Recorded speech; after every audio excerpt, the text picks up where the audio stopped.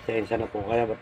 Yung iba ko pong mga anak ay nasa trabaho po, kaya iilan lang po kaming nakikita nyo dito sa aming pamamahay o sa aming habag kainan. At ito naman po ako, pasensya na po kayo.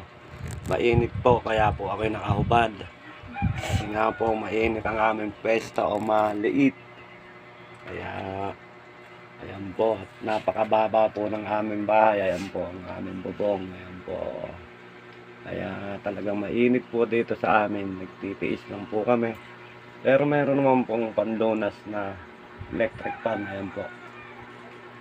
Sige po, salamat po. At kami po ay tayo na po muli kumain at itutuloy ko po ang aking pagkain o ating pagkain. Pagsalu-saluhan po natin ang aming o ating pagkain na ito sa araw na ito o pananghalian ito. Ayan po.